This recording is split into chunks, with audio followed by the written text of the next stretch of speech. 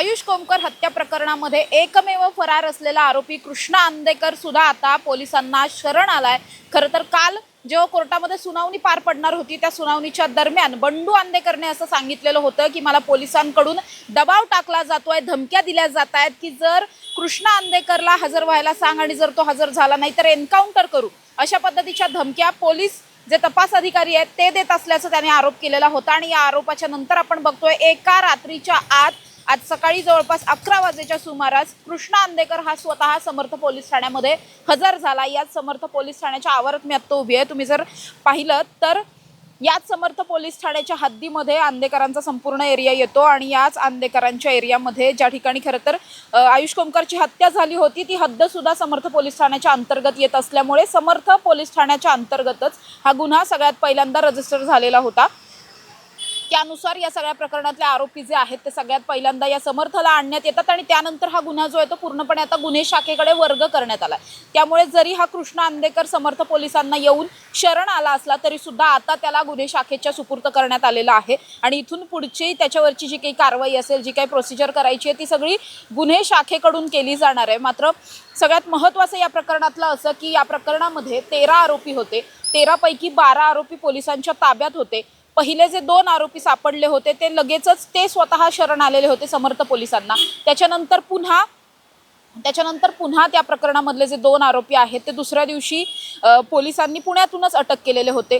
त्यानंतरचे 4 आरोपी म्हणजे स्वतः बंडू अंदेकर, त्याची मुलगी लक्ष्मी वाडेकर, तुषार वाडेकर, स्वराज वाडेकर ही त्याची नातवंड, असे हे 4घे जण अटक झाले ते बुलढाण्यामधून।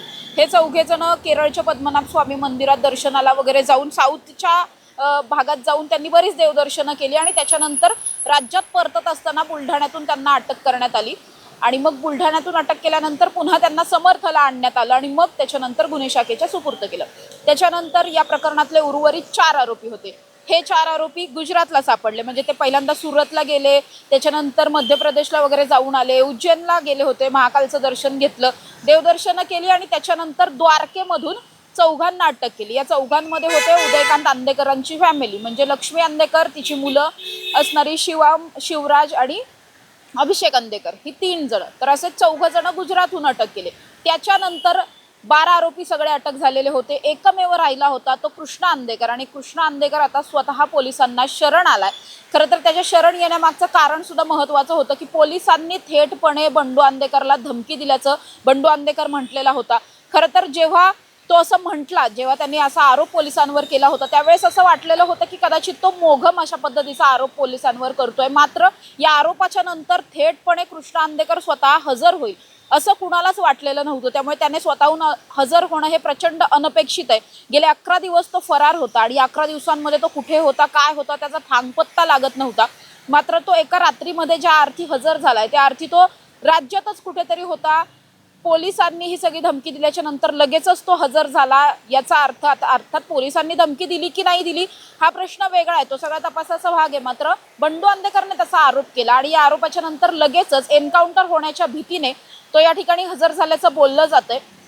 आणि सगळ्यात महत्त्वाचं म्हणजे या प्रकरणामध्ये कृष्णा अंदेकर हा मुख्य आरोपी होता, कारण या प्रकरणाचा सूत्रधार तो असल्याचं बोललं जातोय, पहिल्यापासून बोललं जात आहे। म्हणजे अगदी वनराज अंदेकरांच्या मृत्यूचा बदला घ्यायचा, हत्येचा बदला घ्यायचा पहिला कट जिथे रचला गेला होता, आंबेगाव पठार परिसरामध्ये रेकी करण्यात आली होती, तो सगळा कट पुणे पोलिसांनी उधळून लावला। त्या कटामध्ये सुद्धा हाच कृष्णा अंदेकर हा मुख्य सूत्रधार होता। अगदी म्हणजे कुणी काय करायचंय जबाबदाऱ्या वाटण्यापासून की कुणी रेकी करायची, कुणी वेपन्स पुरवायचे, कुणी जाऊन फायरिंग करायचं, इथपासून सगळं ठरवलेलं होतं ते कृष्णा अंदेकरने। हा या सगळ्यांचं कम्युनिकेशन करून देत होता। त्यामुळे पहिल्या कटात सुद्धा ज्या अर्थी हाच सगळं सूत्र हलवत होता त्या अर्थी दुसऱ्या कटात सुद्धा म्हणजे जे आयुष कोमकर हत्या प्रकरण झालं त्यामध्ये सुद्धा महत्त्वाची भूमिका या कृष्णाचीच असणार अशी दाट शक्यता होती। आणि ज्या अर्थी तो एकटाच आत्तापर्यंत फरार होता, एकटा तो आत्तापर्यंत लपून राहिलेला होता, याचा अर्थ त्याचा हात या सगळ्या प्रकरणामध्ये सगळ्यात मोठा असण्याची शक्यता आहे। त्यामुळे तो अजूनपर्यंत लपून राहिलेला होता, मात्र आता एन्काउंटरच्या भीतीने तो समोर आल्याचं बोललं जात आहे। त्यामुळे आता जेव्हा तो समोर आलाय त्याच्याकडून खूप महत्त्वाचे धागेदोरे हाती येणार आहेत। हे सगळं त्यानेच कट रचला होता का हे कळेल, त्याने रचला नसेल तर मग कुणी रचला होता, या सगळ्याचा मुख्य सूत्रधार कोण होता, या सगळ्यामध्ये वेपन्स कोणी पुरवले, पैसे कुणी पुरवले, आत्तापर्यंत या आरोपींना फिरण्यासाठी राहण्यासाठी जागा कुणी कुणी दिल्या होत्या, कुणी आणखीन कुणी यामध्ये जे 13 आरोपी आहेत ते सोडून आणखीन कुणाची नावं आहेत का, हे सगळं या तांत्रिक तपासातून समोर येणार आहे। त्याचबरोबर कृष्णा अंदेकरच्या चौकशीमधून सुद्धा, त्याच्यासुद्धा इंट्रोगेशनमधून हे सगळं समोर येणार आहे। त्यामुळे सगळ्यात महत्त्वाचा प्रेशर पुणे पोलिसांवर होतं की कृष्णा अंदेकर सापडत नव्हता आणि आता तोच सापडल्यामुळे एका बाजूला पोलिसांचं प्रेशर रिलीज झालंय गुन्हेगार शोधण्याचं, आणि आता जे सगळे गुन्हेगार हातात आहेत त्यांच्याकडून जास्तीत जास्त माहिती काढून घेऊन या गुन्ह्याची लवकरात लवकर उकल करण्याचं आव्हान आता पोलिसांसमोर असणार आहे। एक प्रेशर जरी कमी झालेलं असलं तरी सुद्धा हा गुन्हा लवकरात लवकर ही केस सॉल्व्ह कशी करता येईल या पद्धतीने आता पुणे पोलिसांचे प्रयत्न सुरू होणार आहेत। त्याचबरोबर या प्रकरणामध्ये आणखीन पुढे काही होऊ नये, म्हणजे जसं म्हटलं जात आहे की जरी आत्ताचा हा आयुष कोमकर हत्या प्रकरणाचा एक कट आपल्या समोर आला आणि आता ही केस चालू झालेली असली तरी सुद्धा गँगवर भडकण्याची शक्यता व्यक्त केली जाते किंवा अंदेकर टोळीतल्या आणखीन बरीच मुलं आहेत जी अजूनही बाहेर आहेत, सराईत गुन्हेगार आहेत, काही किरकोळ गुन्हेगार आहेत वगैरे, त्यांच्यावरती नजर ठेवणं आणि इथून पुढे अंदेकर टोळीने असं काहीही करू नये यासाठी अंदेकर टोळीच्या सगळ्याच बाजूंनी मुसक्या आवळण्याचं आव्हान सुद्धा पुणे पोलिसांसमोर असणार आहे। त्यामुळे या केसमध्ये पुढे काय होतं हे पाहणं महत्त्वाचं असणार आहे। कॅमेरा पर्सन निलेश सह समृद्धी जाधव, टॉप न्यूज मराठी, पुणे।